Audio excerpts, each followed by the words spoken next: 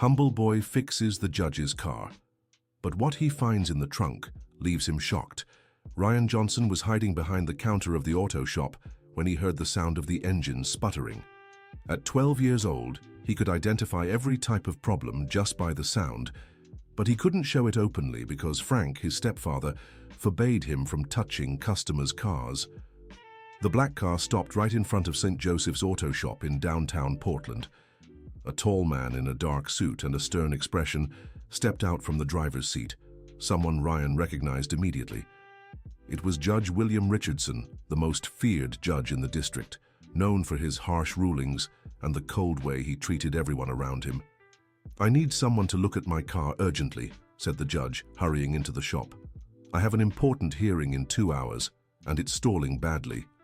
Frank looked up from the engine he was repairing, wiping his greasy hands on his worn-out overalls. "Judge Richardson, it's an honor to have you here, but I've got 3 cars ahead of yours and I'm the only mechanic today. It'll take at least 4 hours. The judge's face hardened even more. He wasn't used to hearing no as an answer. "There's no other way. It's really urgent. I can pay double." Frank scratched his head, thinking. His 2 employees had called out that day. One was sick, the other had family issues.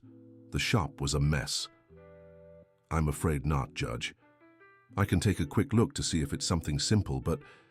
That's when Ryan, still hiding, couldn't hold back. The sound the car made was unmistakable. "It's the fuel pump," he murmured softly, but loud enough to be heard. Frank turned sharply, anger in his eyes. "Ryan, what are you doing here? Didn't I tell you to stay home today?" The boy swallowed hard. His mother, Jennifer, was working as a cleaner in 3 different houses, and he had nowhere else to go. He always sneaked into the shop, watching and learning. "Sorry, Frank, I just nothing. Go home now." But the judge had noticed the boy's comment. "Wait a moment," he said, looking at Ryan curiously. "How do you know it's the fuel pump?" Ryan flushed, unsure if he should answer. Frank made a threatening gesture, but the judge raised his hand. "Let the boy speak." "It's just..." Ryan hesitated, then gathered his courage. "The sound your car's making is really specific. When the fuel pump's bad, it makes this choked-up noise, you know, like it's gasping. And the way the engine sputters, it seems like fuel isn't getting through right when you accelerate." The judge raised his eyebrows, impressed. Frank, on the other hand, was furious. "Don't mind him, Judge. The kid doesn't know anything about cars. He just gets in the way." "Actually," the judge said thoughtfully, "that's exactly what my neighborhood mechanic told me yesterday, but he didn't have the part in stock." Ryan felt a flicker of hope. Maybe he could really help. "We have the pump here, Frank.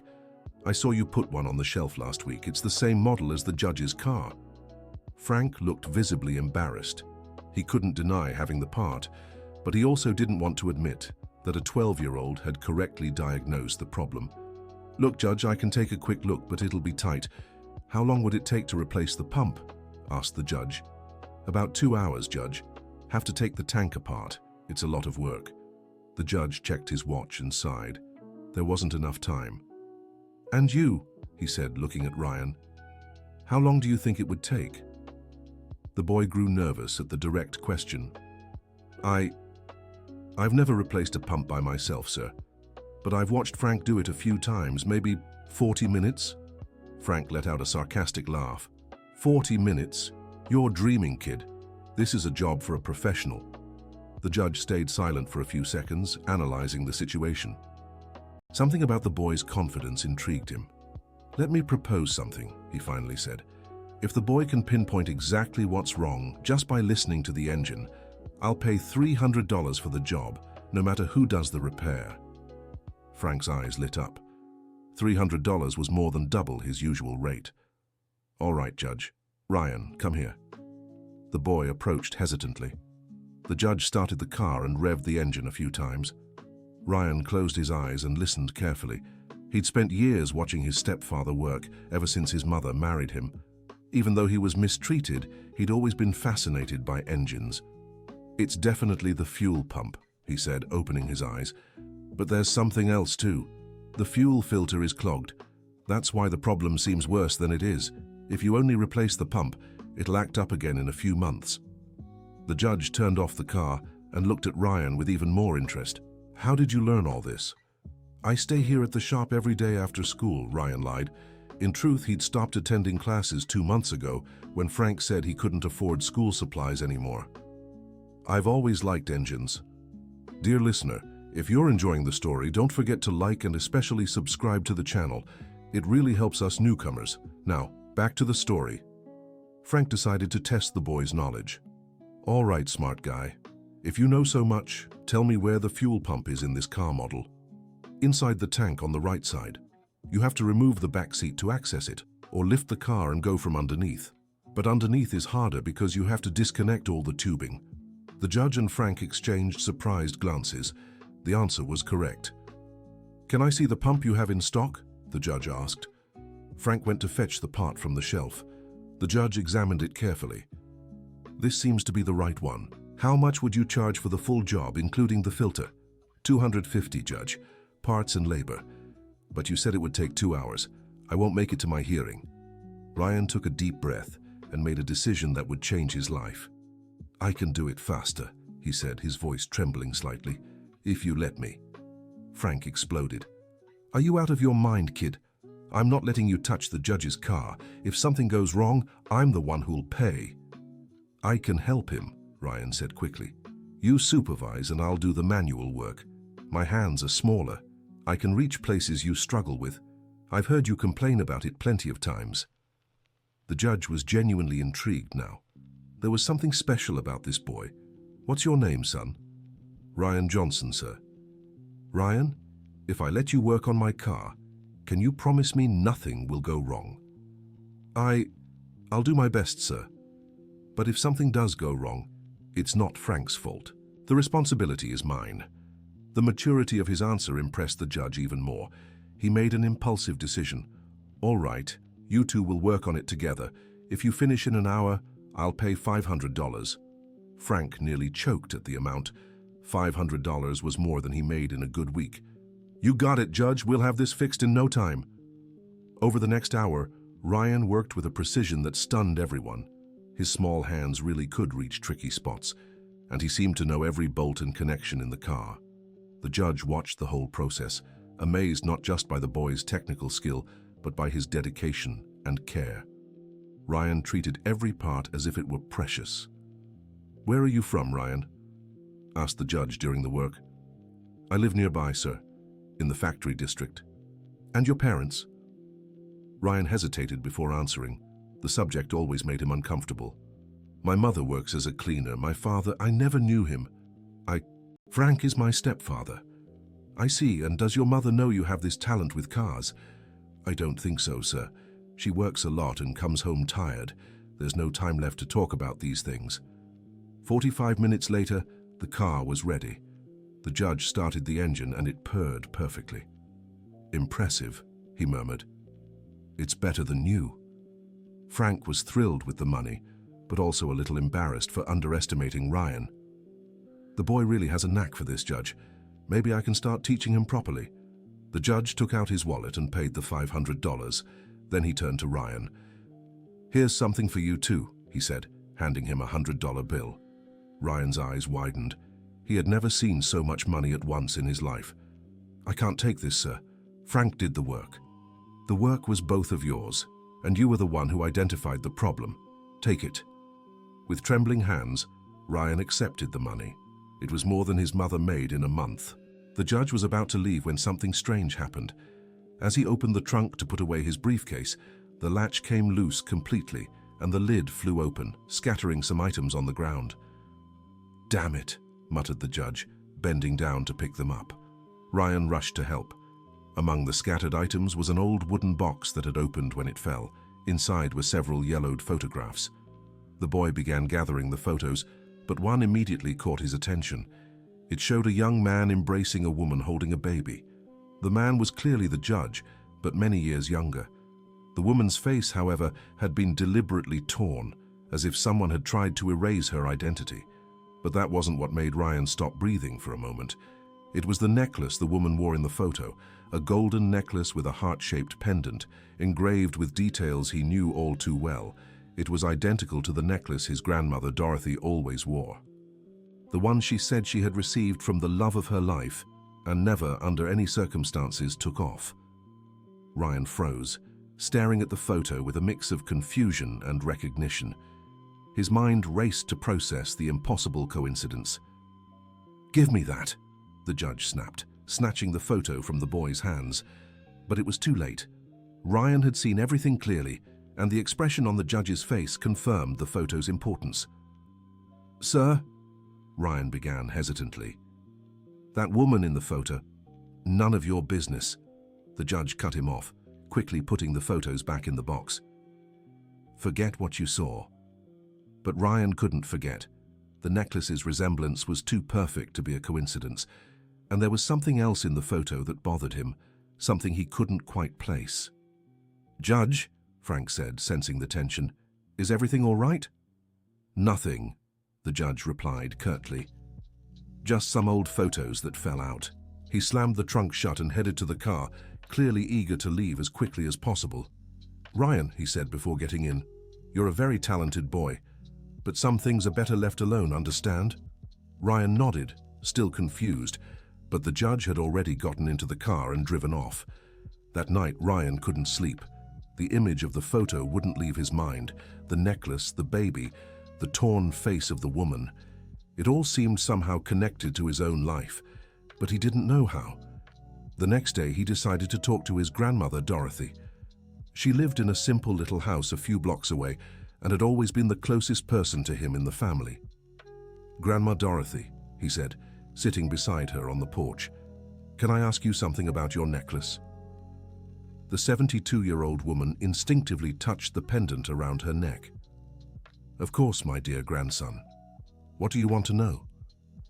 "You always say you got it from the love of your life, but you never tell me who that person was." Dorothy's face tightened slightly, as it always did when the past came up. "That was a long time ago, Ryan. Some stories are better left in the past." "But Grandma, I saw a photo yesterday. A woman wearing a necklace just like yours. Even the details were the same." Dorothy froze completely. Her hand trembled slightly as she touched the necklace. "What photo? Where did you see that?" Ryan told her about the incident at the auto shop, leaving out some details to avoid worrying his grandmother. But as he spoke, he watched her face grow paler and paler. "Oh my God," she murmured. "After all these years." "What is it, Grandma? Do you know something about this?" Dorothy fell silent for several minutes, staring at the horizon as if seeing ghosts from the past. "Ryan," she finally said, "there are things in life that are very complicated. Things we did thinking they were for the best, only to realize later that maybe they weren't." "I don't understand, Grandma. When I was young, I worked as a maid in a very wealthy house here in Portland. The family had a lot of money, a lot of power. The oldest son was in law school." Ryan felt a chill down his spine. Law school, like the judge. "We fell in love," Dorothy continued, her voice breaking. "I was just a poor maid. He came from a traditional family. We knew it wouldn't work, but love is stronger than reason sometimes. And then, Grandma, I got pregnant. When his family found out, they made a terrible scene. They called me a gold digger, said I was after their money. They fired me on the spot and spread rumors about me all over town." Ryan listened in silence, sensing he was about to uncover something important. "He tried to find me, tried to take responsibility. But his family had too much power. They pressured him, threatened him. In the end, he gave in and agreed it was best if I disappeared from his life. And the baby?"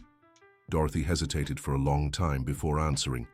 "I had the child, a beautiful baby girl. But I was so young I couldn't raise her. A family from here offered to adopt her. They said it would be temporary, just until I got back on my feet." The pieces began falling into place in Ryan's mind, forming a terrible puzzle. "Which family, Grandma?" "The Johnsons. Your grandfather Michael and your grandmother Mary. They couldn't have children and offered to help." Ryan felt the world spinning around him. The Johnsons, the last name he carried. Michael and Mary. The grandparents he'd only known through his mother's stories, as they had passed when he was very young. The girl. Was she my mum? Dorothy began to cry softly. I always wanted to tell Jennifer the truth, but as the years passed, it got harder. She grew up calling Mary her mother, calling me Grandma Dorothy. How could I explain that I was actually her mother? Ryan was in complete shock. His grandmother was really his great-grandmother. His mother had been raised by her own adoptive parents, never knowing the truth. And the man in the photo... "Grandma," he said, his voice shaking. "My mum's father. Was he a judge?" Dorothy nodded, still crying. "William Richardson. He became one of the most powerful men in the city. And I just became another poor old woman keeping secrets." Ryan sat in silence for several minutes, trying to process everything. The judge whose car he'd fixed was his grandfather.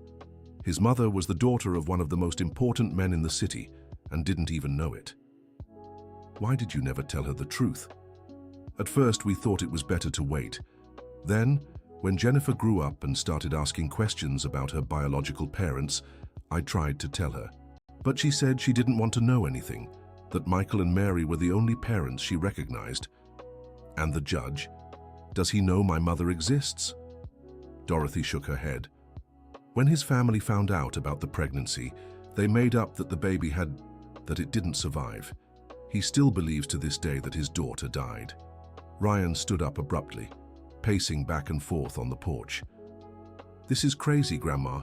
My mother has the right to know who her father is, and he has the right to know he has a living daughter. It's not that simple, my dear. Jennifer built a life. She has you. She has her job. Digging up the past could bring more problems than solutions. Or it could bring good things. Have you ever thought that maybe my mother wouldn't have to work so hard if her father knew she existed?" Dorothy let out a deep sigh. "I've thought about it every day for almost 40 years, Ryan. Every day I wonder if I did the right thing, but now it's too late." "It's never too late for the truth, Grandma.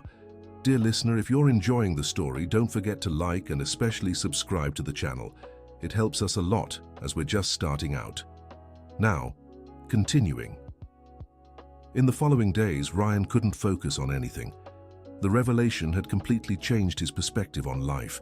He watched his mother work tirelessly, leaving home at 5 in the morning and returning at 9 at night, and felt a mix of anger and sadness. Jennifer could have had a much better life if she knew the truth, but how could he tell her? How could he explain that all the adults around her had lied about her origins? Frank noticed the boy was distant and grew irritated.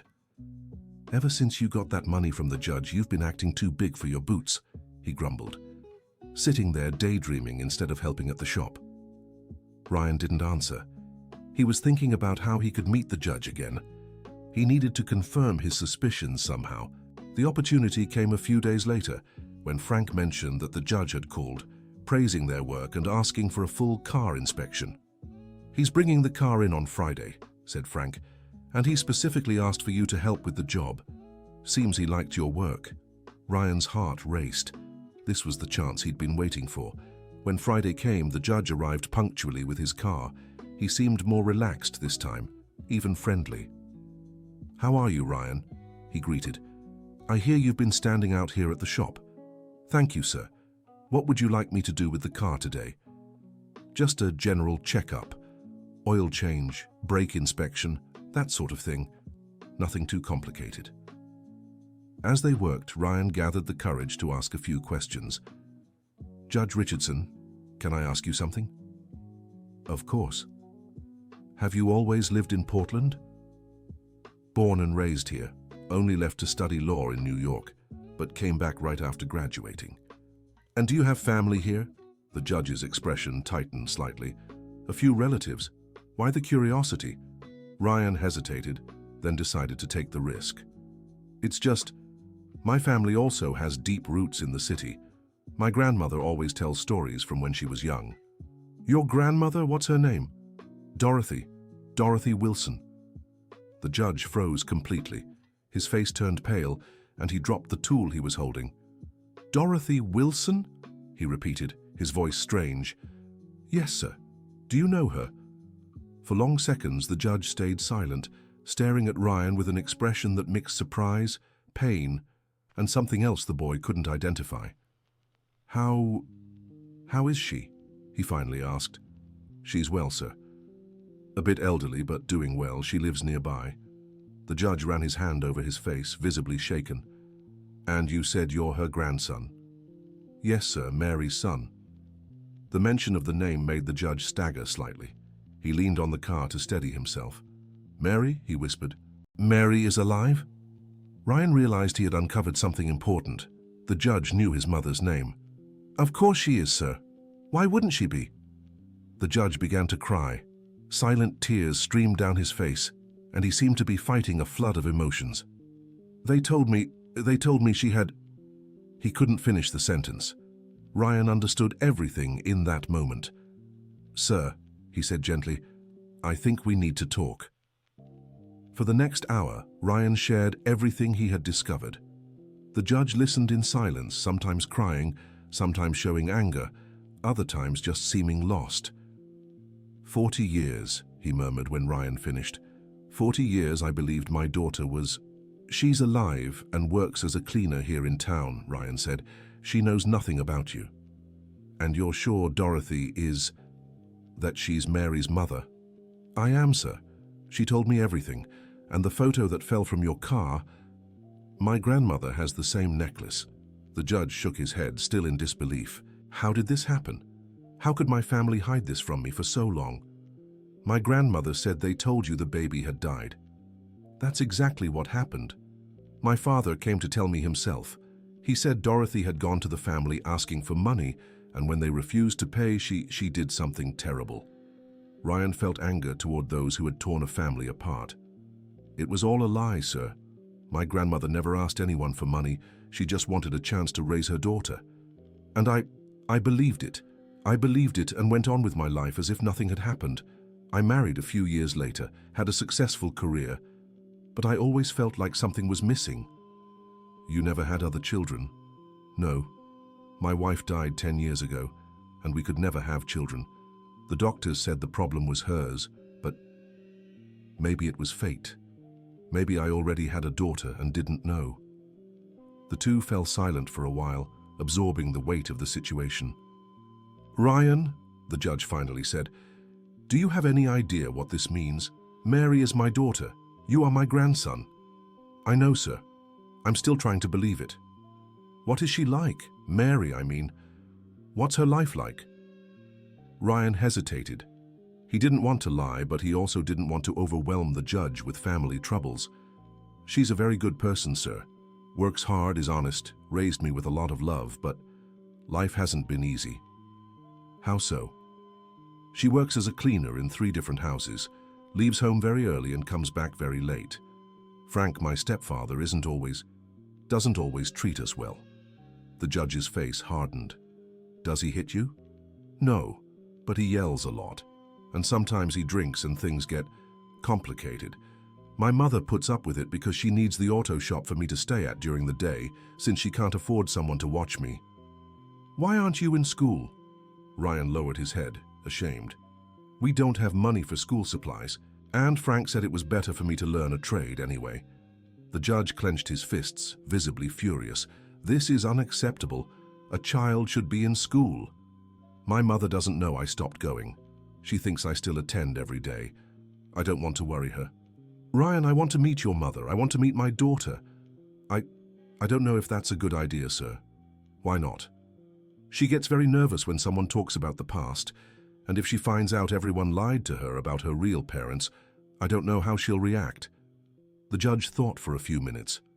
You're right. This needs to be done carefully. But Ryan, I can't just ignore this now that I know the truth. What do you plan to do? First, I want to talk to Dorothy. After 40 years, I think she and I have a lot to clear up. And then we'll find a way to tell Jennifer the truth, but we'll do it together, calmly and carefully. That night, Ryan came home later than usual. His mother was already there, preparing a simple dinner. Hi, Mum, he greeted her, trying to hide his unease. Hi, sweetheart. How was school today? The lie weighed heavily on Ryan's heart, especially after discovering how many other lies had shaped his family's life. It was fine, Mum. Jennifer watched him closely. At 39, she was still beautiful, but hard work had left premature marks on her face. Her hands were rough from cleaning, and she always seemed tired. "You seem different today," she said. "Did something happen?" Ryan almost told her everything right then. Almost said he'd found out who his grandfather was, that she had a living and important father, that their lives could change completely. But he remembered the judge's advice about handling things carefully. "No, Mom, just tired. Frank said you've been doing well at the auto shop. He even praised you today." "Yeah, he's been nicer lately." Jennifer smiled, and in that smile Ryan saw a beauty that went beyond appearances. It was the beauty of a strong woman who had overcome hardships and raised a child alone. "You know, Ryan, sometimes I wonder how our lives would have been if things had been different." "How so, Mom?" "If I'd known my father, if he'd been present, maybe you could have gone to a better school, maybe I wouldn't have had to work so hard." Ryan's heart ached. His mother thought about this more than he realized. "But we're okay, aren't we?" he said. "We have each other." "We do," she agreed, hugging him. "And that's what matters."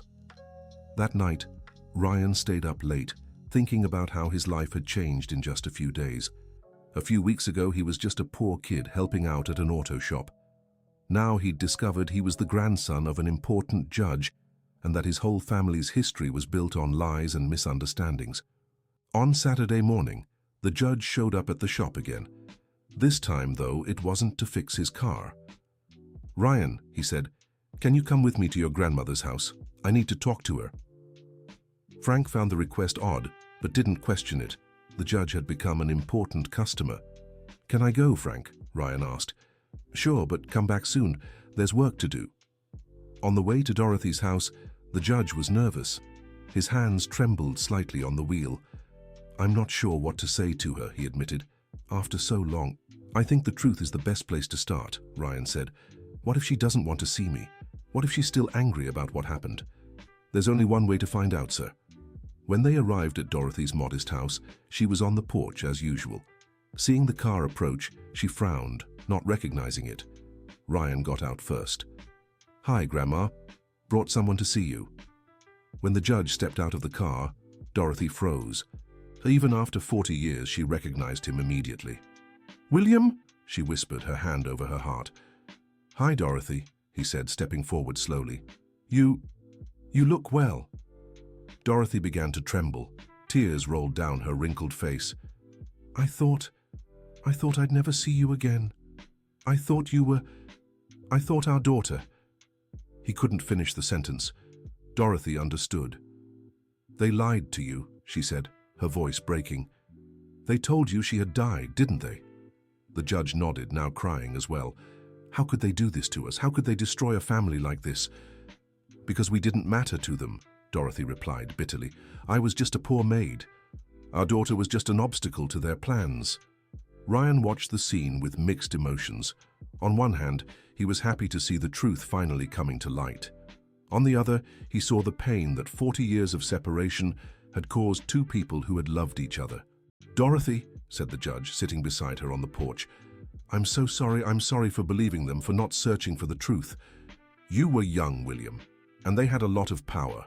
It's not your fault. But it is. I should have fought harder. I should have looked for you, should have doubted the story they told me." Dorothy gently touched his face. "What matters is that you're here now. And our daughter, she grew up. She's a beautiful, strong woman." Ryan told me a little about her, said life hasn't been easy for her. It hasn't. Jennifer has always worked hard.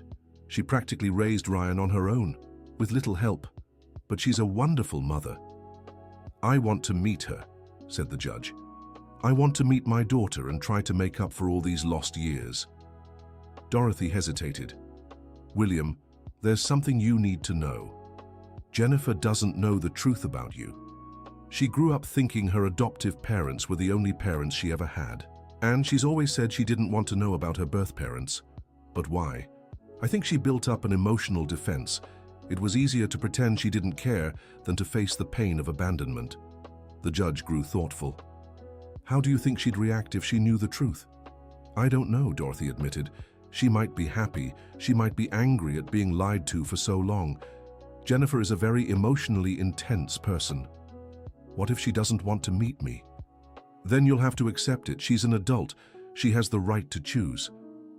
Ryan, who had stayed quiet until then, spoke up. Grandma, I think Mom has the right to know the truth. Even if she decides she doesn't want to meet her father, at least the choice will be hers. Dorothy and the judge looked at him, impressed by the maturity of his words. The boy's right, said the judge. She deserves to know. So how do we do this? Dorothy asked. Dear listener, if you're enjoying the story, don't forget to like and especially subscribe to the channel. It helps us a lot as we're just starting out. Now, continuing. They spent hours talking, carefully planning how to approach Jennifer. They decided Dorothy would speak to her first, laying the groundwork. Then, if she agreed, the judge could introduce himself. During the conversation, Dorothy shared details of Jennifer's life, which the judge listened to with deep emotion. He learned she had been a smart child who loved reading and dreamed of being a teacher, that she had gotten pregnant at 27 by a man who abandoned her when he found out, that she had raised Ryan alone, taking any job she could find. She could have had a very different life, the judge said regretfully. She could have studied, had opportunities. She could have, Dorothy agreed. But there's no use dwelling on what might have been. What matters is what we can do now. You're right, and I want to do everything in my power to help her and Ryan. On Sunday, Dorothy invited Jennifer over for lunch, something they did occasionally so it didn't raise suspicions. Ryan was nervous all day, knowing his mother would finally learn the truth. Frank had been drinking since morning and was in a foul mood, making the situation even more tense. Why are you so jumpy today? Frank grumbled, fidgeting with those tools and not doing anything right. It's nothing, Ryan lied, and it better stay that way, because if you're up to something, you'll see what's coming to you. Ryan felt a knot in his stomach. Frank had been getting more aggressive lately, and he feared he'd find out about the meetings with the judge. At 2 in the afternoon, Ryan headed to his grandmother's house. Jennifer was already there, helping Dorothy prepare lunch. Hi, sweetheart, Jennifer greeted, giving him a peck on the cheek. Grandma Dorothy made your favorite lasagna. Ryan smiled but was too nervous to eat anything. After lunch, Dorothy asked to talk in the living room. Jennifer noticed her serious tone. Is something wrong, Grandma? You seem off today. Dorothy took a deep breath. It was now or never. Jennifer, my dear, I need to tell you something very important. Something I should have told you a long time ago. What is it? It's about your real parents. Jennifer's face immediately closed off. Grandma, you know I don't like talking about this. Dad Michael and Mom Mary were the only parents I ever had. I don't want to hear anything else. But Jennifer, no buts, Grandma. Whoever made me and abandoned me, I don't care. That's in the past. Dorothy looked at Ryan, who gave her an encouraging nod. Jennifer, you weren't abandoned. How? If I wasn't abandoned, where have these people been all my life? Your mother, your birth mother, she's here. Jennifer was confused. What do you mean she's here? Where? Dorothy pointed to herself. Here, it's me. Jennifer's world stopped. She stared at Dorothy as if seeing a ghost. What are you saying? I'm your mother, Jennifer, your birth mother. You're my daughter.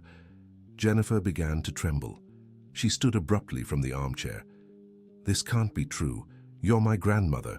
You've always been my grandmother. I know it's hard to understand. Hard to understand? Jennifer exploded. You lied to me my whole life. Let me believe you were my grandmother when really... She couldn't finish. She ran to the porch, gripping the railing, trying to breathe. Ryan followed. Mom, don't talk to me right now, Ryan. I need to think. Dorothy also came to the porch, tears in her eyes.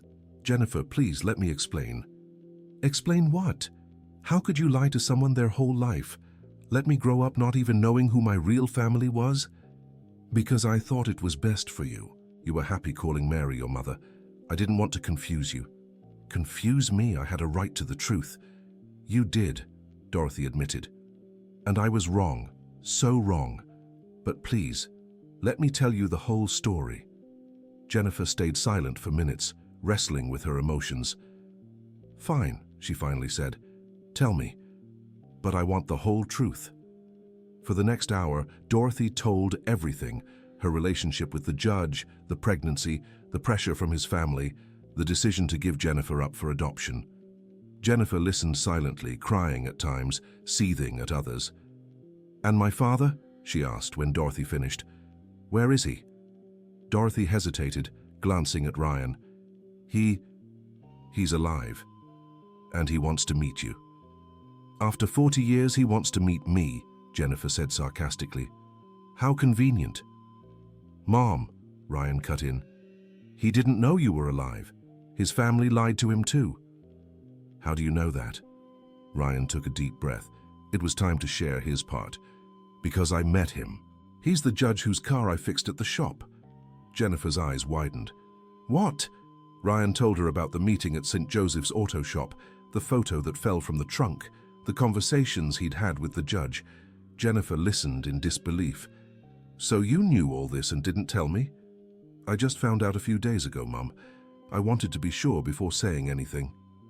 "My God," Jennifer murmured, running her hands over her face.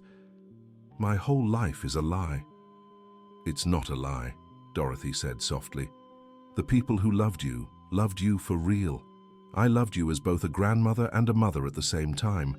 Michael and Mary loved you like a daughter. None of that changes." "Yes, it does. It changes everything. I spent years wondering why my parents abandoned me, blaming myself for not being good enough for them to stay. And now I find out it was all a sham." "Jennifer," Ryan said gently, "Judge William really wants to meet you.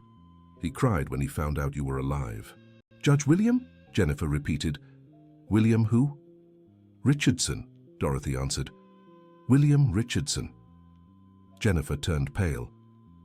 "Judge Richardson, the one who presides over the most important cases in the city?" "That's the one." "My father is Judge Richardson?" Dorothy nodded. Jennifer sank heavily into the porch chair. "This is insane. I can't be the daughter of someone so important. Look at me. I'm a cleaning lady with no education, a single mom." "You're a hard-working, honest woman," Dorothy said firmly, "and any father should be proud to have a daughter like you." "He really wants to meet me." "He does," Ryan replied. "He said he always felt like something was missing in his life." Jennifer stayed silent for a long time, processing everything. I need to think. This is too much all at once." "Of course," Dorothy said. "There's no rush." "But Mom," Ryan said, "can I tell you something?" "Go ahead." "Judge William is a good man. He was really sad when he heard how hard our life has been. I think he genuinely wants to help." "Help how?"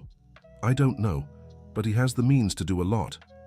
Maybe you won't have to work so much anymore. Maybe I could go back to school." Jennifer looked at her son in surprise. "What do you mean, go back to school? You never stopped." Ryan lowered his head, ashamed. "I stopped 2 months ago, Mom. Frank said we didn't have money for supplies, so I stopped going. But I didn't tell you because I didn't want to worry you." "Ryan!" Jennifer exclaimed, horrified. "Why didn't you tell me? I would have figured something out." "With what money, Mom? You're already working 3 jobs. There's no way you can work more." Jennifer started crying, guilt washing over her for not realizing her son had dropped out. "I'm a terrible mother," she sobbed. "I didn't even notice when my own son stopped going to school." "You're not a terrible mother at all," Ryan said, hugging her. "You're the best mom in the world. You do the impossible for me every day. But it's not enough. You should be studying, not working at an auto shop. And I can go back to school, especially if my grandfather wants to help." Jennifer looked at him with a mix of hope and fear. "Do you really think he'll want to be part of our lives? A man as important as him?" "I do, Mom. You should have seen how emotional he got when he heard about you." That night, Jennifer came home in shock. Frank was watching TV and drinking beer. "Where were you?" he asked without looking away from the screen. "At Grandma Dorothy's," Jennifer answered automatically. Did they have any good food there?" "'Cause there's nothing here." Jennifer didn't reply. She was lost in thought, trying to process the day's revelations. "Hey, Jennifer, I'm talking to you." "Sorry, what did you say?" "I asked if you brought any food from there." "No, I didn't," Frank huffed, annoyed. Then you'd better make something. I'm not going to bed hungry. Jennifer went to the kitchen mechanically, still absorbed in her thoughts. Her entire life had changed in one afternoon. She'd learned that the woman she'd always called Grandma was actually her mother, that she had a living father, an important, powerful man, that her son had stopped studying to work at an auto shop. The more she thought about it, the more she realized how different her life could have been. If she had known the truth all along, maybe she would have tried to study more. Maybe she wouldn't have gotten involved with men who abandoned her. Maybe Ryan wouldn't have had to work so young. But on the other hand, all the anger she felt toward her parents, who abandoned her, no longer made sense. They hadn't abandoned her. They had been torn apart by lies and manipulation.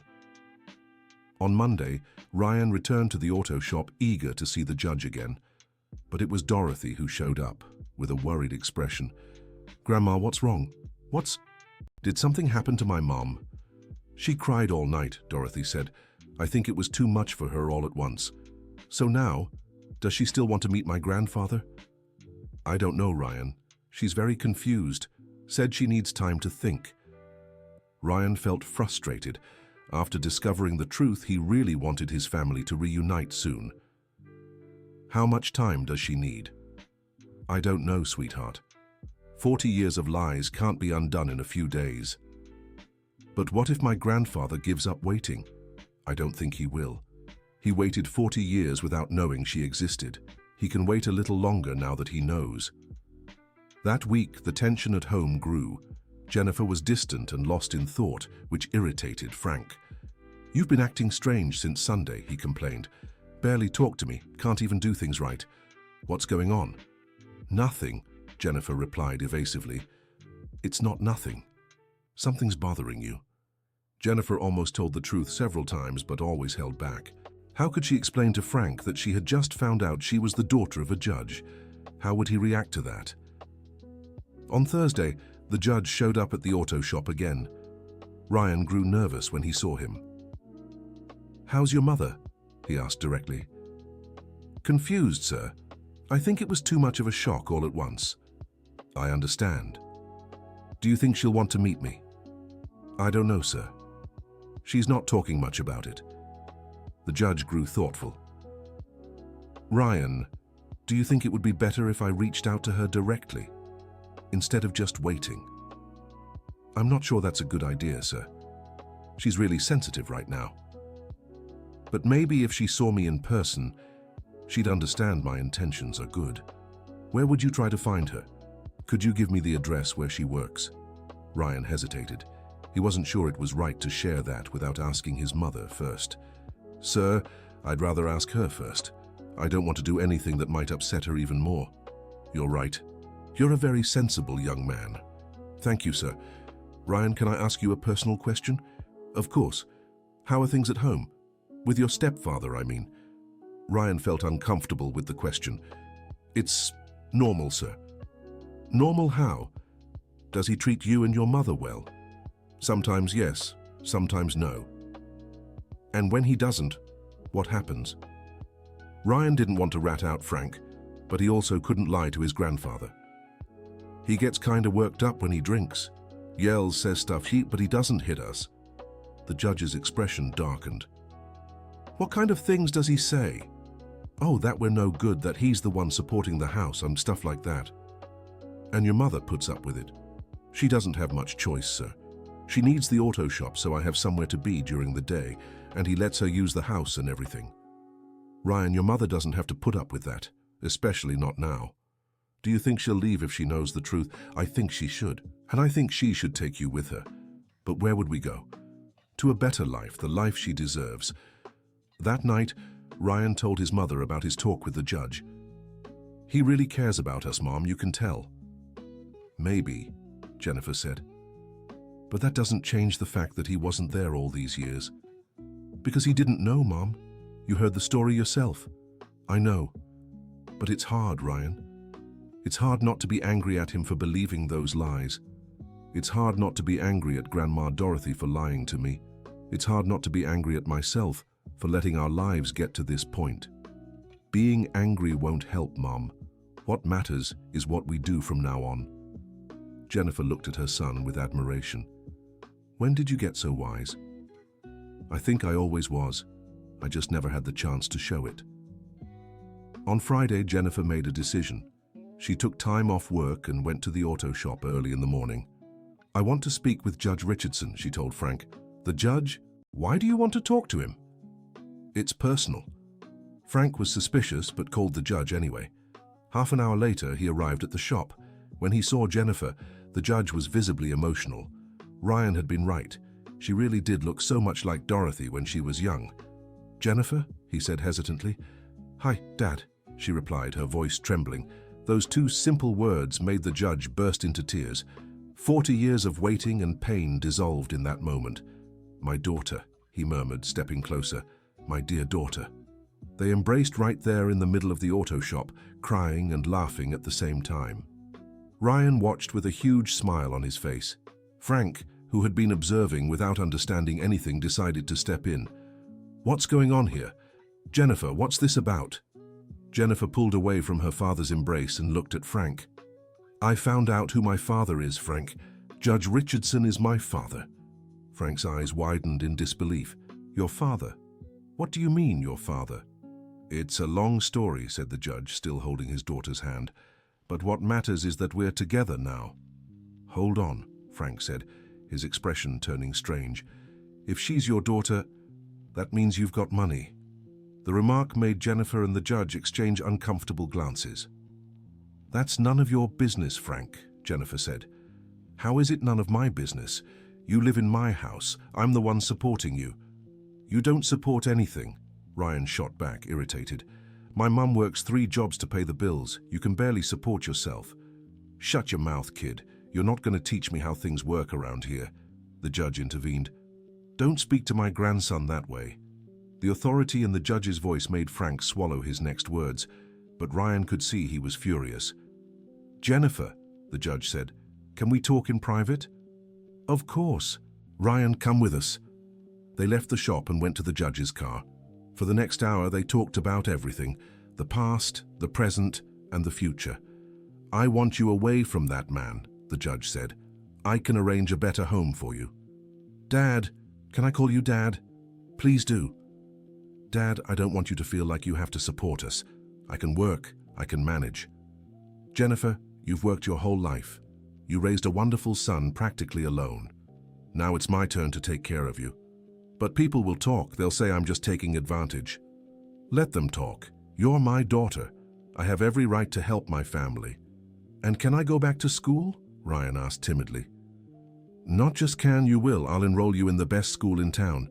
And if you want, you can even go to college when you're older. Ryan could hardly believe it. Just weeks ago, he thought he'd never study again. Now he had the chance to even go to college. There's something I need to say, Jennifer admitted. I'm not perfect. I've made mistakes, gotten involved with the wrong people. Who hasn't? The judge interrupted. What matters is who you are today. And today you're a hard-working woman, a devoted mother, and my daughter. That's all that matters.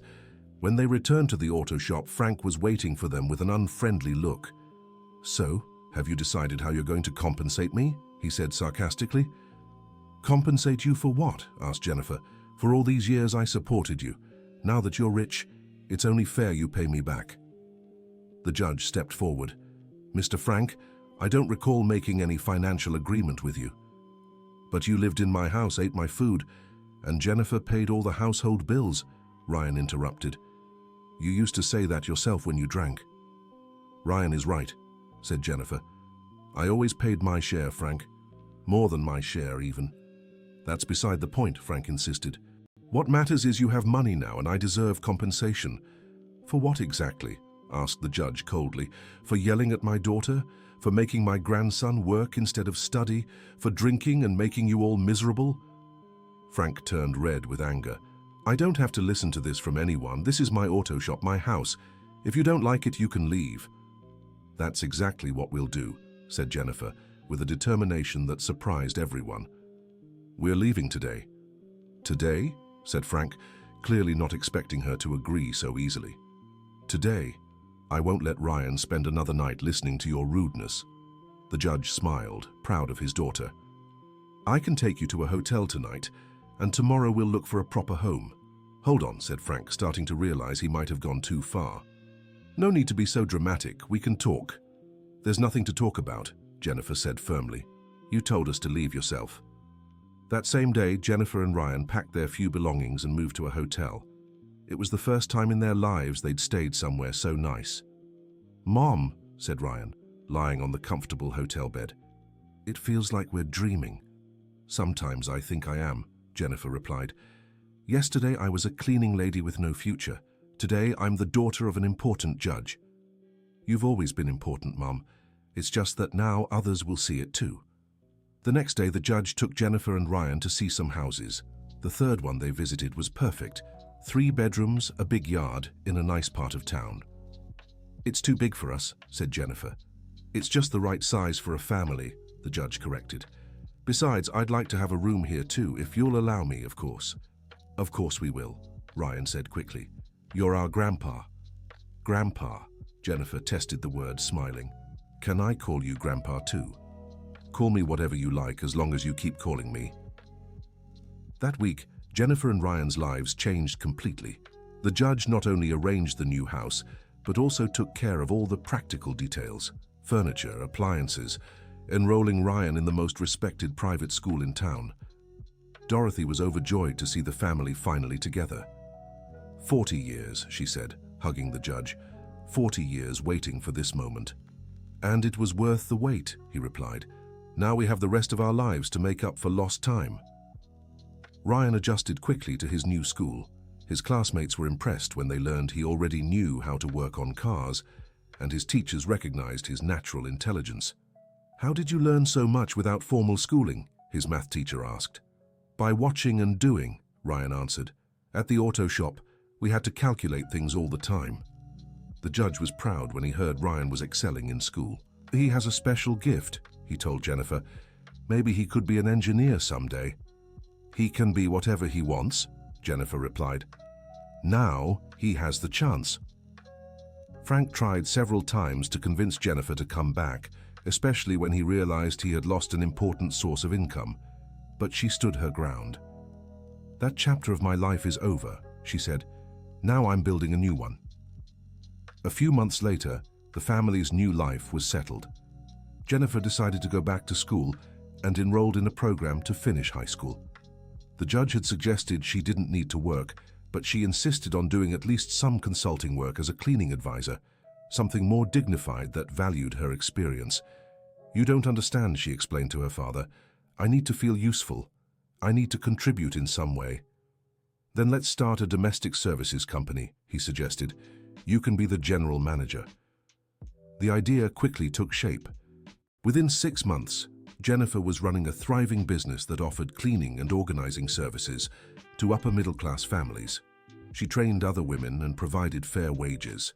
Ryan continued to excel in school and further developed his talent for mechanics. The judge built a small workshop in the backyard where Ryan could practice his skills without pressure. One day I'll have my own auto shop, Ryan told his grandfather. And it'll be the best in town, the judge replied. Dorothy, who could finally openly be Jennifer's mother and Ryan's great-grandmother, flourished in the new family dynamic. She moved into a small house in the same neighborhood and actively participated in everyone's lives. Sometimes I wonder how our lives would have been if the truth had come out sooner, Jennifer said to Dorothy one day. No use dwelling on that, Dorothy replied.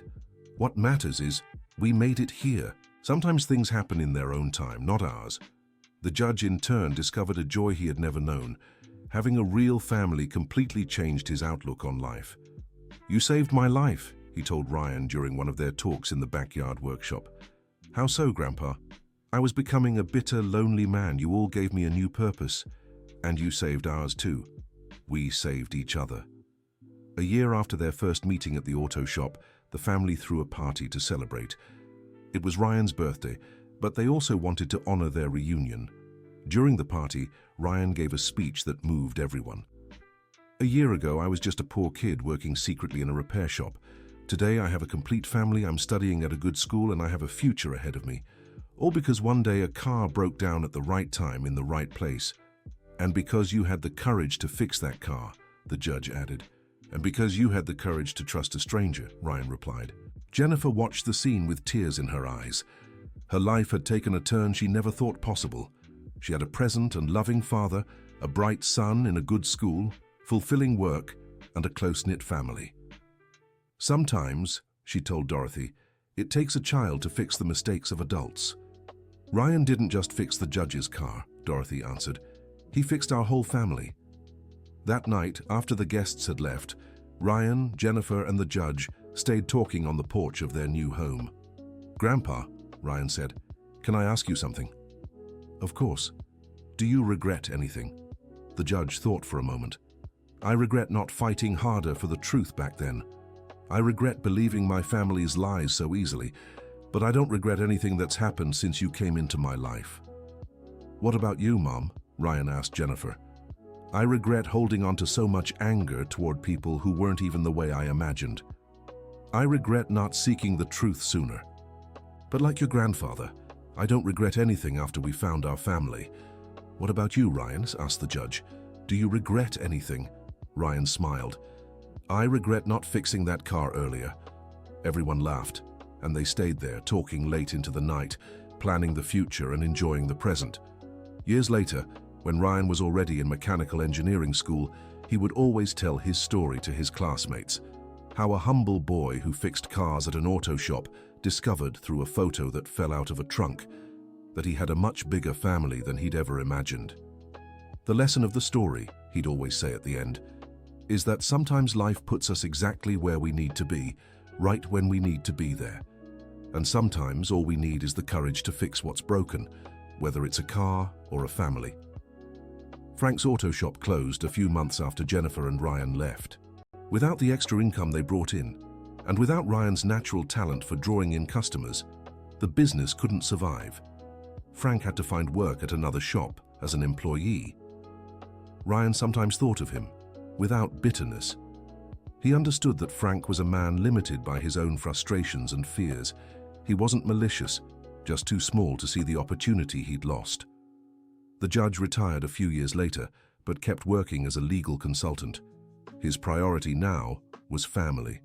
He attended all of Ryan's school soccer games, helped Jennifer with her business, and took Dorothy out for weekend walks. I've discovered that being a grandfather is even better than being a judge, he'd say, laughing.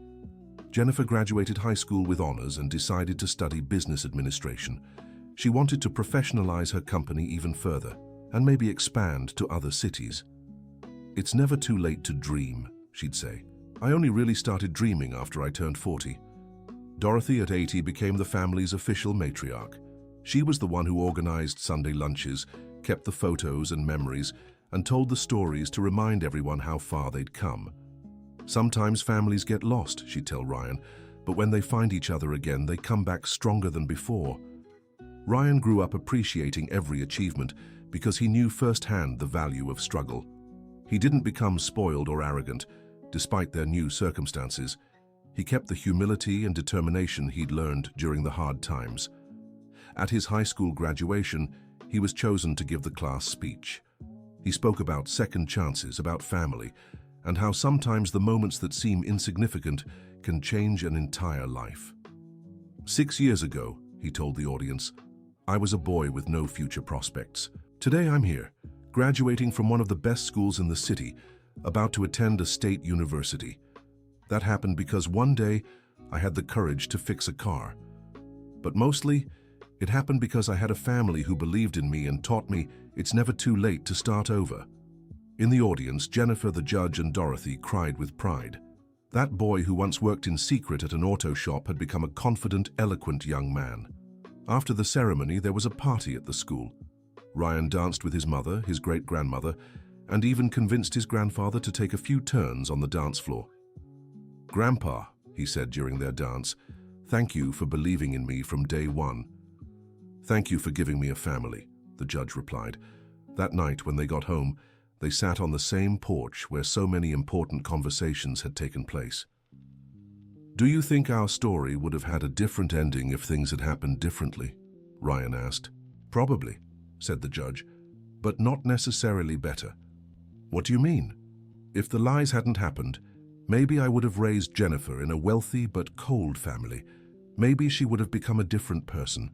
Maybe you never would have developed the determination and humility you have. Are you saying it was good that things happened the way they did? I'm saying the hardships you faced made you the wonderful people you are today, and that's priceless. Jennifer agreed. If I'd grown up in a rich family, maybe I never would have learned the value of hard work. Maybe I never would have developed empathy for people struggling to get by. And those traits helped me raise you and now help me run the company. So you wouldn't change anything. We'd change the unnecessary suffering, said Dorothy, who had been quiet until then. The lies, the separation. But we wouldn't change the lessons we learned or the people we became. Ryan nodded, understanding. Life had been hard, but it had also been instructive. And now, with the family reunited, they could enjoy the best of both worlds, the wisdom that comes from struggle and the security that comes from stability. A few years later, as Ryan was finishing college, he developed a special project for his senior thesis. It was a social program teaching basic auto mechanics to underprivileged youth. I want to give other boys the chance I had, he explained to the family, to show them that talent and dedication can change a life. Judge Richardson and Jennifer fully supported the project, which became a reality months later. Ryan opened a workshop school in a working-class neighborhood of Portland, where young people could learn a trade while completing their studies. The first student to enroll was a 12-year-old boy named Danny, who lived with his grandmother and had no prospects for the future. He arrived shy and wary, but Ryan recognized in him the same hunger to learn he'd once had. "Do you really want to learn, or are you just here to pass the time?" Ryan asked Danny on the first day. "I really want to learn," the boy replied, determination in his eyes. "Then let's get started." And so the cycle continued. Ryan, who had been helped by a grandfather he'd stumbled upon, was now helping other young people discover their own talents and potential. At the official opening of the workshop school, the whole family was present. The judge gave an emotional speech about second chances and how love can break any barrier. 10 years ago, he said, I was a lonely, bitter man. Today, I'm surrounded by family, watching my grandson change lives. That taught me it's never too late to change, never too late to love, and never too late to start over. Jennifer also spoke, sharing how learning the truth about her past had changed not just her life, but her perspective on the world. I learned that family isn't just blood, she said. It's choice, dedication, showing up. And sometimes the greatest blessings come disguised as problems. Dorothy, now 85 but still sharp and active, was the last to speak. I've lived long enough to see 3 generations of my family find each other and grow stronger. I've seen secrets revealed, truths accepted, and love triumph over every hardship. If I died today, I'd die happy, knowing I leave behind a united, thriving family. Grandma, you're not going anywhere anytime soon, Ryan said, hugging her. You still have so much to teach us. And so much to learn too, she replied, smiling. That night, after everyone had left, Ryan stayed alone in the workshop school, looking at the equipment and imagining all the young people who would pass through in the years to come. He thought about how his life had changed completely one afternoon when a car broke down in front of St. Joseph's auto shop. He thought about how a simple photo that fell out of a trunk had revealed 40-year-old secrets. He thought about how the courage to tell the truth had reunited a family and created unimaginable opportunities. But most of all, he thought about how people have the ability to reinvent themselves, to overcome the past, and to build a better future. No matter where you come from, no matter the hardships, there's always a chance for change if you have the courage to try. He locked up the shop and headed home, where he found his mother and grandfather chatting on the porch as they did every evening. Dorothy had gone back to her little house, but the 3 of them always gathered before bedtime to talk about the day and plan for tomorrow. How was the first day? Jennifer asked. Perfect, Ryan replied. Danny reminds me so much of myself when I was 12. He's lucky to have you as his teacher, said the judge. Actually, I'm the lucky one. Teaching those boys reminds me of where I came from and how far I can go. And where do you still plan to go? Jennifer asked curiously. Ryan smiled. Far, Mum, really far. But I'll always carry with me everything I learned here from you. And so ends the story of the humble boy who fixed a judge's car and discovered that sometimes repairing something broken can reveal hidden treasures that change a life forever. The end. What an incredible journey we've followed together. This story shows us that sometimes a simple coincidence can completely change the course of our lives. What about you? Do you think Ryan made the right choice by having the courage to fix that car? Tell us in the comments which part moved you the most and where you're watching from. Don't forget to like and subscribe to the channel so you won't miss other touching stories like this one.